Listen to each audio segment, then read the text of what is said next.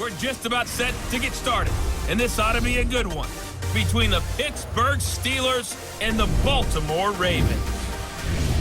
I'll have scores around the league for you at the half, but it's time for a little football. So we'll hand it over to our broadcast team, Randy Cotton and Charles Davis. Coach, thanks. CA Sports coverage of the NFL brings us to the Inner Harbor and M&T Bank Stadium here in Baltimore, Maryland. Nothing like the fanfare of introductions to an NFL game, and that was in evidence a moment ago. Fireworks, pyrotechnics, you name it. This crowd is ready as their guys get set to match up between the Pittsburgh Steelers and the Baltimore Ravens. Alongside Charles Davis, I'm Brandon Gaudin. And Charles, you look at this Raven team as they get ready here. They come in feeling good after back-to-back victories. Meanwhile, for the visiting Steelers, we're in October now, so everybody should be coming into form, shouldn't they? They really should, and what you have now is a full routine established about what you want to get done and full focus on the season.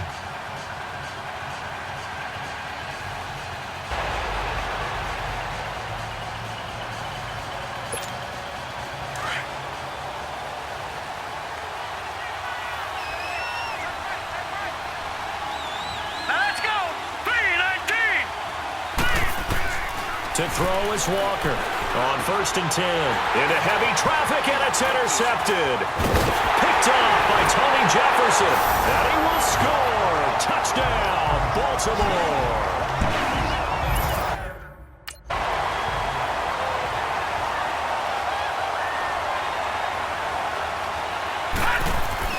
Throwing after the interception, Walker. This is caught by Antonio Brown. And he gets this one just shy of the 40, down at the 39. First play of the drive. Start this second possession, maybe help erase the memory of the interception he threw first possession. Yeah, I think a lot of the time now there's a communication between the head coach, offensive coordinator, quarterback's coach. All right, we got to get him settled. It's not easy after you've thrown a pick six. You might want to just run the football, but I think in most cases you want to give him... The Steeler first down on the pickup of 11 yards. From the 34 now, here's 1st and 10. Walker now on 1st down. That is caught at the 7. And finally down he goes as they work it inside the 10 to the 7. A very solid gain of 27. Well, coaches always talk about finding balance on offense. I don't think you can get much more balance than this. Big-time run, big-time pass. A 1-2 combination. Looked pretty good. How about that? First opportunity for the Steelers in the red zone.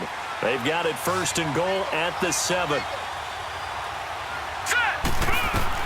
Walker operating from the gun.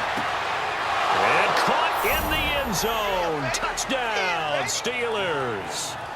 Vance McDonald, his 4th touchdown on the year. And the Steelers are an extra point away from tying this thing up. Good bounce-back drive right there through the pick on drive number 1. Drive number 2 leads them right down the field into the end zone. Agree totally. All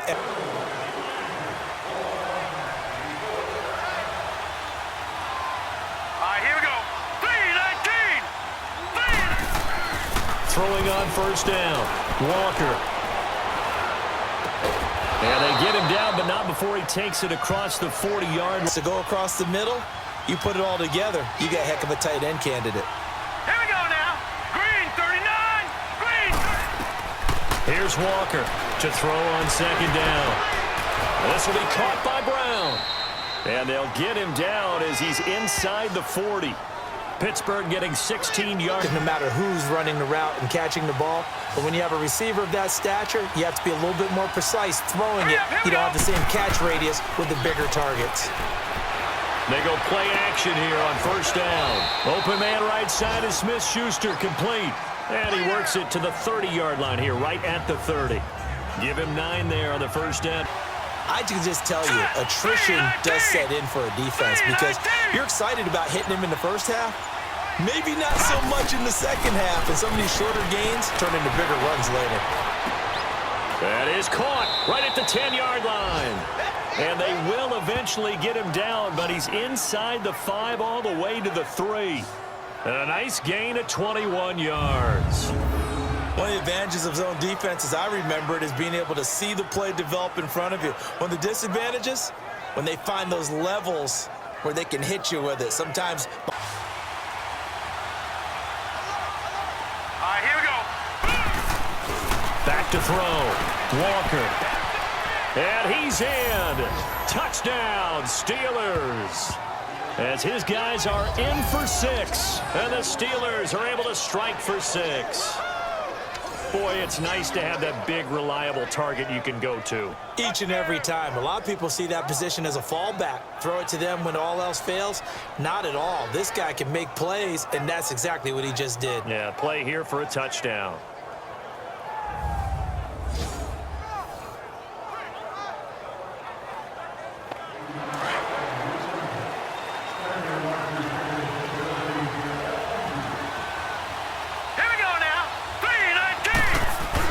Now Walker throwing on first down. Flushed out right. Able to shake him off. And he'll be brought down somewhat awkwardly here, and a late flag as well. I think this one's going to be a face mask. Personal foul. Face mask. Defense. So that flag will cost him 15. Yeah, he wasn't really going through progressions. He wanted to go to his top guy. You do that against this defense, they'll make you pay, won't they? Yeah, they certainly will. They react very quickly to the thrown football. And this time he's got the hook up. It's complete. His first catch, and it's a pretty big one. They get the conversion on third down. And defensively, they were in zone coverage there. Do you have to be a little careful? You're losing, playing against a good quarterback like he is, to not play too much zone? Yeah, you have to be careful about how much time you're giving up. I think it's a good did to get them into a manageable third down because they had incompletion on first down, so they were behind the sticks, so to speak. They need to make up some ground, and they did. Walker now to throw on third down. Going top shelf for Smith. He's got it at the 15. And all the way inside the 15 before they drop him. They give him a gain of 38. There will always be a place for methodically marching the ball downfield. But when you can pick it up in big chunks and strike like that, have explosive plays. Mind you that coming up at halftime, we'll join Jonathan Coachman and the gang in Orlando. Coach will have stats and scores from the early games going on here around the NFL. To throw on second down, Walker. Got his man, it's caught for a Steelers touchdown. In for the score, and the Steelers find a way to stretch their lead. Well, that's about as quick of a passing touchdown as you'll ever see right there. Everyone has a section in their playbook called the quick game. That was a super quick game. Out of the hands of the thrower, bam, right to the receiver. Great play if he'd been able to haul that one in. Now they face a third down and 4 after that incompletion on second down. Walker from the gun, he'll throw. Wide open receiver complete. And they've got it well across midfield down to the 40. While the training staff works on him, we'll step aside and be right back. This quarterback now over 200 yards already in this first half. It's 1st and 10. He's going to sling this deep downfield. That's going to be caught. And he's going to take it in for a Steeler touchdown. James Washington, his 6th touchdown of the season. And the Steelers are going to add on to their lead. Heard a coach talk about those late-in-the-half scores, especially ones that give your team a pretty decent cushion. He said those could be the ones that can finish off a squad if you let them. Yeah, they've got the cushion. This half has been theirs.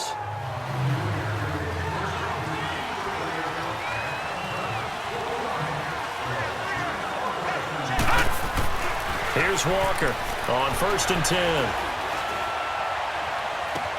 Toward the sideline, and look at that catch. Dragging the toes, and that's going to be a first down. Well done. And a nice gain of 21 yards. And there's a man they call AB, always a volume receiver. He gobbles up catches. Holds a number 2 and number 4 spots for most receptions in a season in NFL history. And in 2000... Gets ready to get back onto the field. They've got to right the ship. They had a great first half, but the lead has really gone down. Now, you always talk about the adjustment to the adjustment. They've got to adjust right here. And I think a lot of it is just mentally. get back to doing what you were doing well in the beginning of the game, but a lot of that is playing with that emotion and that sense of pride and fire that sometimes goes away a little bit when you build up a lead. You think you've got to him there, and it would have been the first sack of the game. Instead, they're able to influence the release, and they did force the incomplete pass.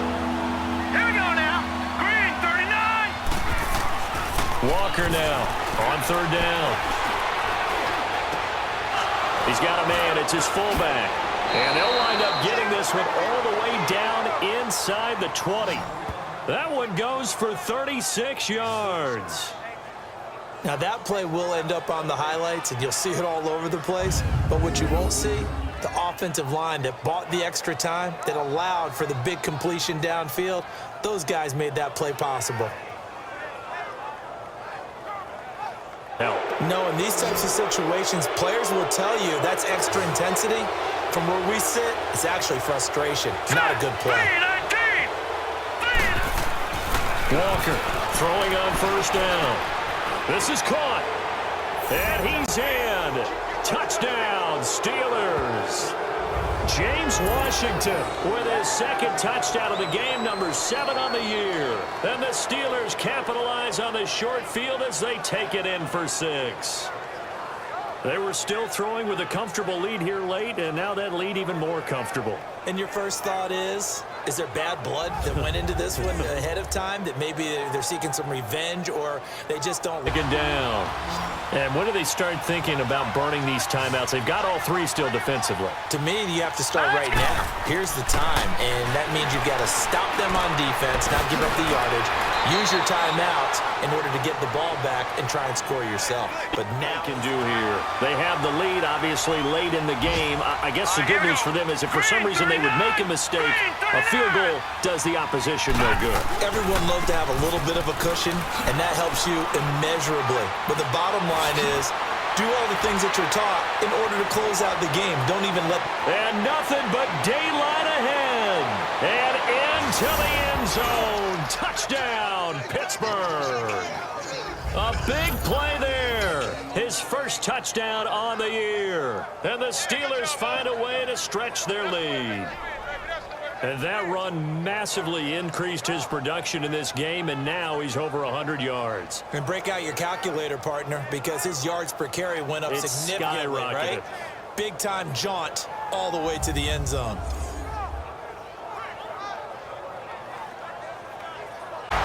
Well, Charles, the forecast called for rain throughout the entire game, and we got rain throughout the entire game. But these two teams, they had fun getting dirty out there. They love the slop. Did you trust the forecast ahead of time? Are you one of those guys that's skeptical about it, or did you trust it? But when I saw just a big blob of green on the radar, I said, okay, let's trust. Yeah, and that's why I'm glad you took my advice. Got your notes laminated, because, you know, open-air booth, that rain can affect us as well, although not as much as the guys on the field. But let's face it, it's kind of fun to watch these types of games, isn't it? It is. By the way, how impressive is it that you travel with a laminator? I didn't even know there was a portable start continues as they get their record up to 4-2. And they'll get another road test next week as they head to New England to take on the Patriots. Meanwhile, for the Ravens, the loss will drop them to 4-2 on the year. And they'll try and turn things around next week as they have a date at MetLife Stadium with the New York Jets. I'm Brandon Gaudin. Certainly have to thank Charles.